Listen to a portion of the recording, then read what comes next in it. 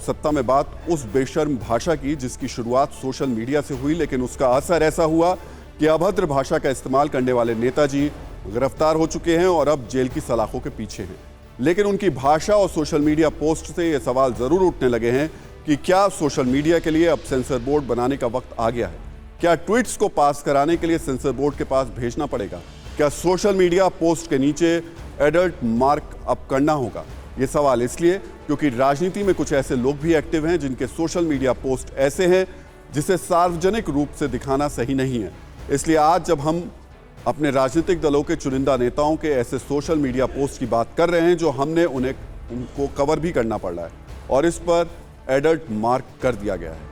कहा जाता है कि राजनीति लोकलाज से चलती है, लेकिन समाजवादी पार्टी की मीडिया सेल और यूपी में बीजेपी के कुछ युवा और अति उत्साही नेताओं के सोशल मीडिया हैंडल देखेंगे तो इस बात से आपको भरोसा उठ जाएगा। पिछले कुछ दिनों से दोनों ओर से सोशल मीडिया पर ऐसी अमर्यादित भाषा का इस्तेमाल किया जा रहा था कि मामला पुलिस तक पहुंच गया और कल समाजवादी पार्टी के मीडिया सेल के आधिकारिक ट्विटर हैंडल चलाने वाले मनीष जगन अग्रवाल को यूपी पुलिस ने गिरफ्तार कर लिया।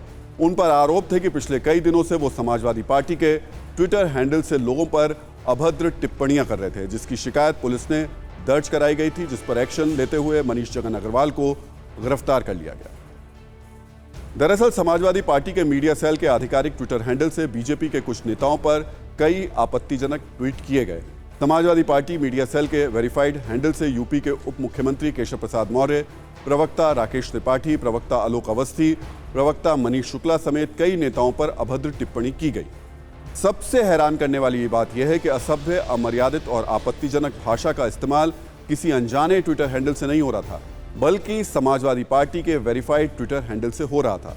हम बार बार आपको ये बता रहे हैं कि ये ऐसा नहीं कि हम इसे दिखा नहीं सकते, लेकिन हालात ऐसे हैं, ये ट्वीट्स ऐसे हैं कि हमें इनको छिपाना पड़ रहा है। सामान्य राजनीतिक परंपरा में मनीष जगन अग्रवाल ने जिस तरीके की अमर्यादित भाषा का इस्तेमाल किया है, उसे देखते हुए उनका सार्वजनिक रूप से बचाव थोड़ा मुश्किल है। बावजूद इसके समाजवादी पार्टी के अध्यक्ष अखिलेश यादव इस मुश्किल समय में अपने पार्टी के नेता के साथ खड़े दिखे। कल जैसे ही उन्होंने मनीष अग्रवाल की गिरफ्तारी की जानकारी उनको मिली, वो लखनऊ में पुलिस मुख्यालय पहुंचे। यहाँ वो बड़े अधिकारियों से मिलना चाहते थे, मुलाकात नहीं हुई तो उन्होंने आरोप लगा दिया कि हेडक्वार्टर में कोई बड़ा पुलिस अधिकारी मौजूद नहीं था। हालांकि वहां मौजूद पुलिसकर्मियों ने अखिलेश यादव को चाय ऑफर की थी, लेकिन उन्होंने पुलिस वालों की चाय पीने से ये कहकर मना कर दिया कि पुलिस वाले चाय में जहर दे सकते हैं, इसलिए वो उनकी चाय नहीं पिएंगे। अगर खुल गया हो कोई जगह, चाय लगा बाहर से आने नहीं पिएंगे, यहाँ की चाय नहीं पिएंगे, बाहर की पिएंगे, या हम अपनी लाएंगे तब आपका ले लेंगे। प्लास्टिक का जो होगा हम नहीं पी सकते, जहर दे दोगे तब। हाँ नहीं, हमें भरोसा नहीं है, सच में भरोसा नहीं है मुझे। हम बाहर से मंगा लेंगे चाहे, आप भी पीजिए, हम भी पीजिए, आप अपनी पीजिए, हम अपनी पीजिए। अच्छा, ऐसा नहीं है कि आपत्तिजनक भाषा के इस्तेमाल का ये मामला एक तरफा है। इस मामले में बीजेपी के एक महिला नेता के ट्वीट्स भी बेहद आपत्तिजनक थे।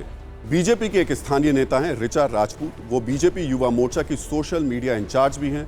समाजवादी पार्टी ने कल ऋचा राजपूत के वो सारे आपत्तिजनक ट्वीट्स के स्क्रीनशॉट पोस्ट किए जो बेहद आपत्तिजनक हैं। इन ट्वीट्स में अखिलेश यादव और उनके परिवार के खिलाफ बेहद घटिया भाषा का इस्तेमाल किया गया।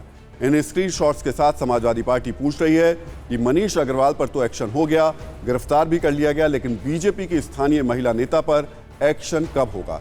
इस महिला नेता के ट्वीट्स इतने आपत्तिजनक हैं कि हम वो भी आपको नहीं दिखा सकते।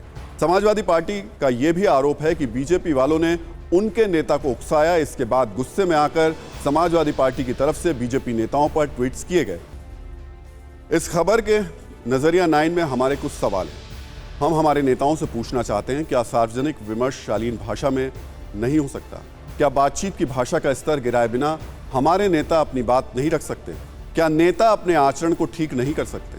सवाल ये कि नेतागिरी में गालियों और भद्दी भाषा का फ्री पास कब से मिलने लगा है? आखिर ऐसी घटिया भाषा के इस्तेमाल का हक हमारे नेताओं को किसने दिया? इसलिए हम आज कहेंगे कि अभद्र भाषा के इस्तेमाल पर जो कार्रवाई हुई है वो बिल्कुल सही है। ऐसे मामलों में और कड़ी कार्रवाई होनी चाहिए और किसी एक पर नहीं, जो भी हो, जिसका भी पक्ष हो, सब पर इस तरीके की भाषा के इस्तेमाल पर कठोर एक्शन होना चाहिए।